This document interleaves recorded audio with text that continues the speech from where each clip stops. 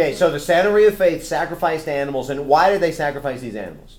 To give to the gods or the priests. What about the priests? So they could not indoctrinate, but have a new priest come. Yeah, they wanted to indoctrinate their priests. That's why they sacrificed these animals. So in the ceremony, they would kill the animals, and then what would they do with them? Eat it. They would eat them. So it wasn't like they were leaving remains and blood and all this stuff all over the place. I mean, they were killing animals as a functional purpose, then they would eat them. Now, how many would they kill at a given time? 60, 50. Yeah, they could kill 30, 40, 50 animals easy in a priest indoctrination ceremony. Now, the town, and this is what we talked about, Rosa, let's say that you're living next to an animal sacrifice church. Okay, the face that you just made there pretty well says it all. Do you like the idea of living next to an animal sacrifice church? No. So if you had your choice and you were raising your kids, would you like them to be, growing up next to this church? So you would want what to happen to the church? Okay, somebody is going to have to go, and preferably if you like your house, it's going to be the church. The city began to pass some laws. And what kinds of laws did they pass? You have to go outside of the city limits or something. Yeah, you got to drive to the nearest slaughterhouse in order to kill animals like they were doing, and I believe it was about a 20-mile trip route each way in order to do this. What else did they say? It has to be done in a slaughterhouse. Okay, and yeah, that's true. For emphasis, Whit, giving us emphasis on that one. Go ahead, Kevin. Like when you were housing the animals, there had to be certain health codes that you have to follow. But they always met those standards. Yeah. Okay, so the housing of the animals, they had to be treated humanely. There were standards as far as cleaning up the waste. There were standards as far as actually slaughtering the animals. Okay, what was the gist of these laws? Why were they trying to pass these? To make it more difficult. Basically have to bleed. Okay, that's what we knew behind the scenes. But if you would have just read the laws, what were they doing? Well, if you would have gone into their minutes, but I mean, they're saying take it to a slaughterhouse. They're saying treat the animals ethically. They're saying dispose of the wastes. What's the theme there? Clean up your mess. Yeah, basically these are safety measures if you just read the laws and didn't know any of the history. So the church sued and they said, you're violating our free exercise because what you're doing is you're basically trying to drive us out.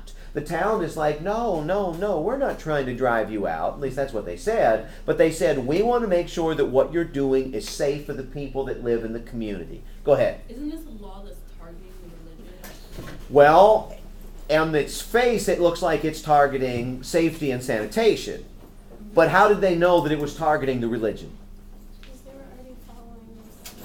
They weren't Okay, there were no abuses whatsoever. So it wasn't like you had rabid raccoons running through there. Wasn't you had people getting squirted in the eye with blood coming out of the cut animal necks. It's not like there's intestines hanging from fences or tree branches or anything like this. I mean, it's just, there were no issues with the overcrowding or the waste or the disposal of the blood and things. So they didn't have any of these problems. But how did they really know that they were trying to drive that church out?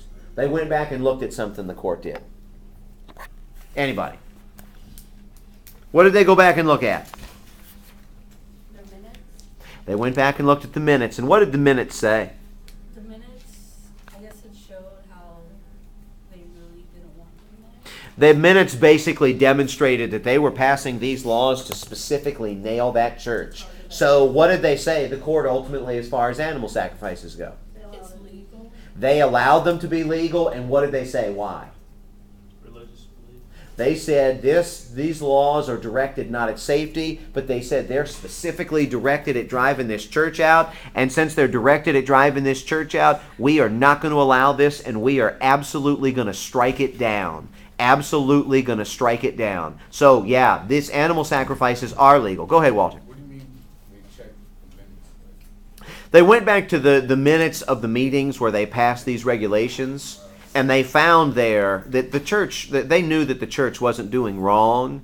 They found there that there was an overall detest of this church, like Rosa had just said a couple of minutes ago. And since there was that detest, they were going to go ahead and they were going to throw them out. So these laws were designed to drive them out. Now here's the kicker with this. This could have very easily have been a different case. This could have very easily have been a different case had, number one, there been violations. So if this church was causing danger to the community, if this church was causing danger to the community or danger to the kids, or there were unhealthy standards or different things like this, then they would have struck it down. But the fact is that since there wasn't, they were targeting this religion, and they said, you know what, this is, you can't do that. That's a violation of the First Amendment. What you're seeing with this, and I said this in class, what you're basically seeing is that there is a mix. Sometimes Congress shall make no law really means no, and other times it means that they're not going to follow that. They will make laws regulating religion. And when you look at Bob Jones, they're regulating religion. When you look at animal sacrifices, though, they're really not regulating religion at all.